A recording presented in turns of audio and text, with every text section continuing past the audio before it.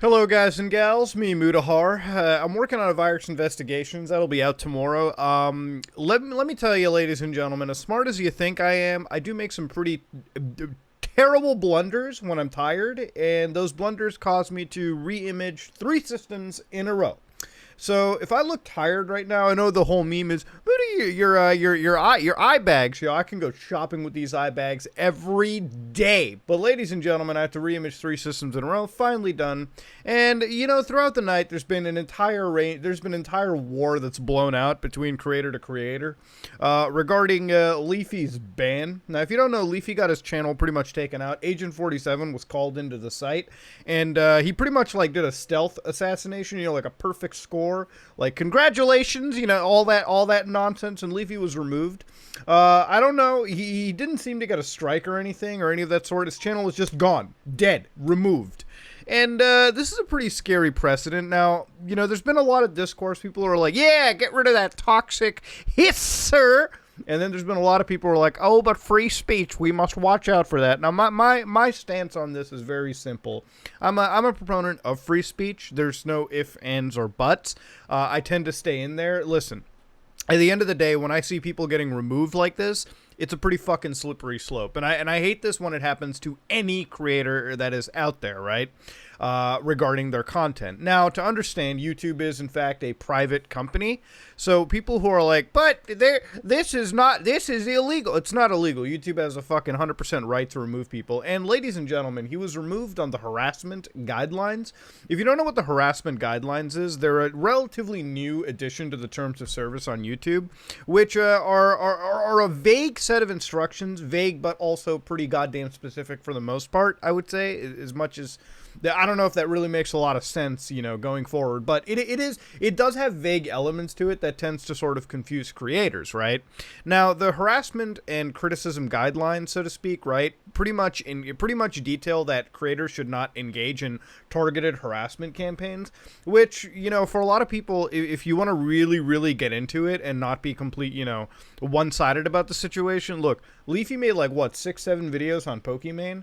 All right, now granted, he clickbaited the shit out of her in his like titles and thumbnails, but most of the video content, say for like 1 or 2 videos, was actually like just financial information or stock tips or something like that, which you know, it's fine and dandy, it's cool and all, but let's not fucking deny the fact that when your title and thumbnail are like Pokimane content, or like, you know, just ripping on Pokimane, maybe your appearance here and there, yeah, that's kind of like fucking targeted harassment. I mean, that's almost a textbook definition of it. I mean, this is a very like special case where Leafy like fucking went above and beyond and like sort of really twisted the nipples of the terms of service, and YouTube pretty much acted on it. Now, personally speaking, I think YouTube should have reviewed every single one of those videos, and if they properly did, I think that maybe he would be sitting on a strike or 2 strikes maximum. But let me just tell you this much. If you have like 6, maybe like 8 videos on Pokimane, I couldn't even keep track of it. I didn't watch those videos, aside from maybe 1 or 2 where I like skipped through most of it, because honestly, I didn't give a shit about this Pokimane drama to begin with. It wasn't that important. But anyways, when I watched these videos, I mean, I think if YouTube did the same, like if YouTube manually checked this shit out, they probably would have fucking realized that maybe it's not specifically relegated to her, right? Maybe that's the case. Anyways, though, regardless, he just got a flat channel removal for it, and that's something that I don't really see the okay of. Because regardless, if you're a creator on YouTube or Twitch or anything else, and you're kind of gloating the success of this strike or this removal, understand that if it can happen to Leafy, there's a chance that it can happen to you. All right, and I'm not saying this, right? You might be like, oh, but what about creators that don't make problematic content? You're right, creators that don't make problematic content. That's fine. That's understandable. There's also going to be creators who potentially make content that is critical of other creators or critical of other media or pieces. It doesn't have to be creator on creator. It could be creator on group, creator on anything. And if the slippery slope is applied, right?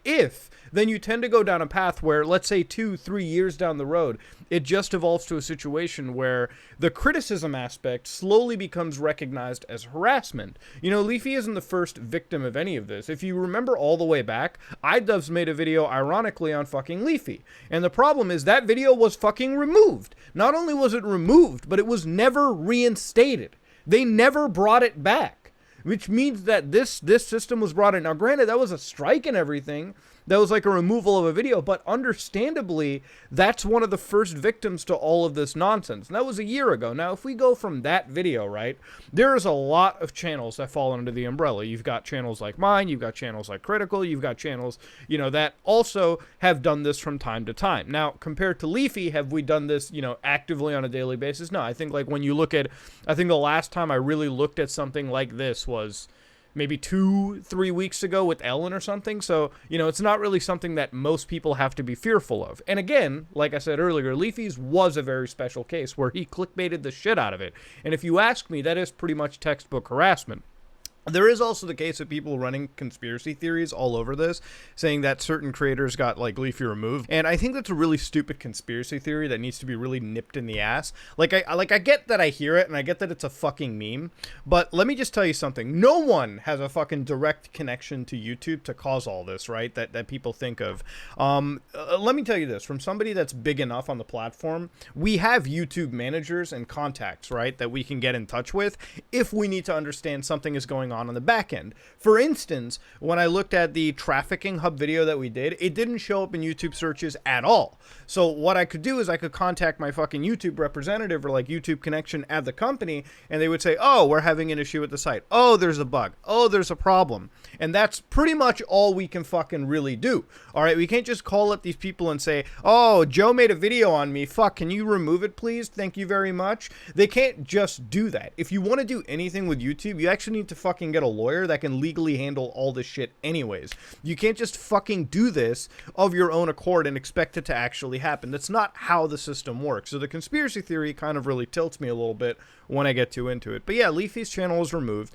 Honestly, I think if you're a creator that's like gloating about this right now, maybe understand that if it can happen to him, it can actually pretty much happen to you too. And if you think you're immune and safe from it, you're probably fucking not. But that being said though, it is what it is.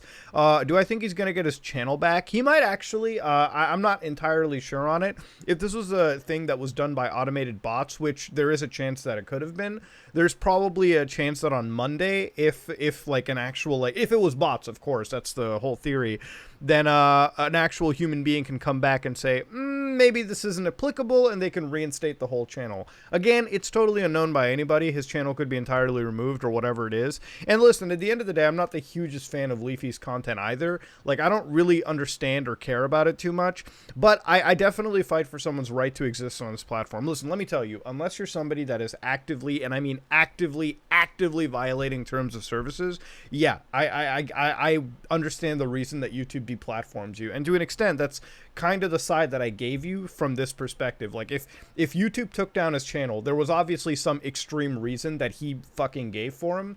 But I think that if you're going to remove Leafy, you might as well think of removing most talk show hosts that are boring as fuck, but like to attack any public figure themselves too. I think you should also fucking go after people like Jeffree Star or Shane Dawson, who have run this fucking targeted character assassination of the worst kind on other creators. I mean, Leafy is not the only one guilty of some of the most extreme sins performed on YouTube, but I mean, clearly, selectively, it is enforced onto him at this moment in time. I'm just saying, like, ladies and gentlemen, this is, in fact, a slippery slope, and it is weird to see this selectively applied. And if you think you're a creator and you're fucking immune from this, then, you know, when the fucking ban hammer or the cancel wagon comes for you, you're probably going to be the one person that people cry the least about. But anyways, ladies and gentlemen, that being said, though, if you like what you saw, please like, comment, and subscribe. Dislike it if you dislike it. This video doesn't need to be over 10 minutes.